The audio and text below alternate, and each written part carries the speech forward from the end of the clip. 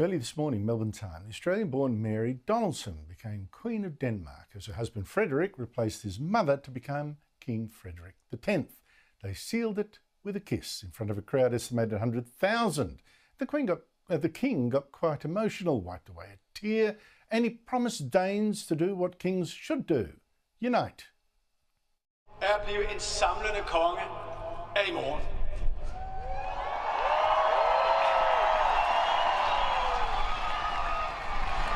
Det er en opgave, jeg har nærmet mig hele mit liv.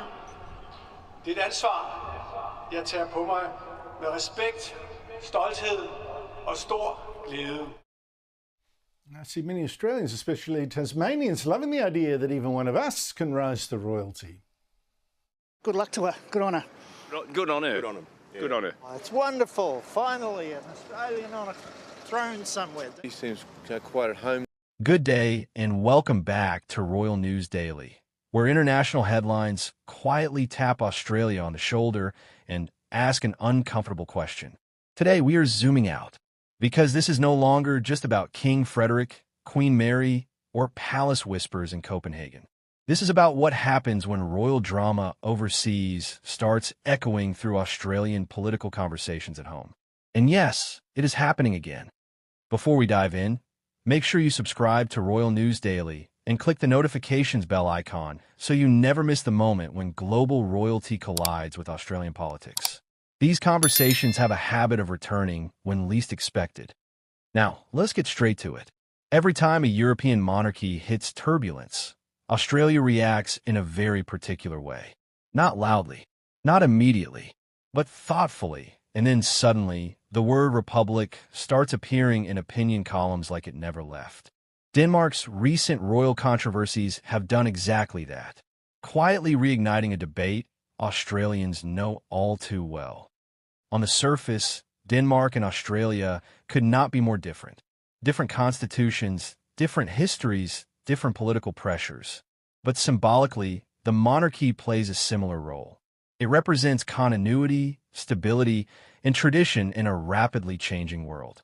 When that symbolism appears under strain anywhere, Australians instinctively ask whether the same cracks could appear here.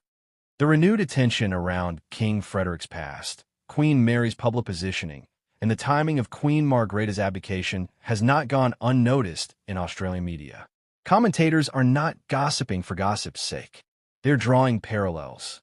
If even one of Europe's most respected monarchies struggles with perception and relevance, what does that say about the future of the crown in Australia? This is where Queen Mary becomes central to the conversation. She is uniquely positioned, Australian-born, globally visible, and deeply associated with the idea of modern monarchy.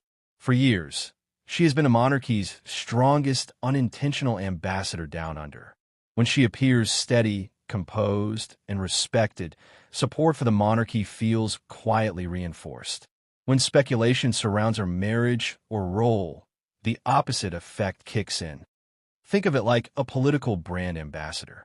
When the face of the brand looks confident, people trust the product. When that confidence wobbles, consumers start shopping around for alternatives. In Australia's case, that alternative is always the Republican model, waiting patiently on the sidelines. What's fascinating is how subtle the shift has been. There are no mass protests, no urgent referendums being announced. Instead, there is renewed discussion among academics, journalists, and political strategists. The kind of discussion that simmers for years before boiling over at exactly the wrong moment for the establishment. Australian politicians, of course, are watching carefully. History has taught them that monarchy debates are politically dangerous terrain. Raise the issue too aggressively, and you divide voters. Ignore it completely, and you look out of touch. Most choose the safest path, silence. But silence does not stop the conversation. It simply pushes it into media spaces and public discourse. Denmark's situation offers a case study.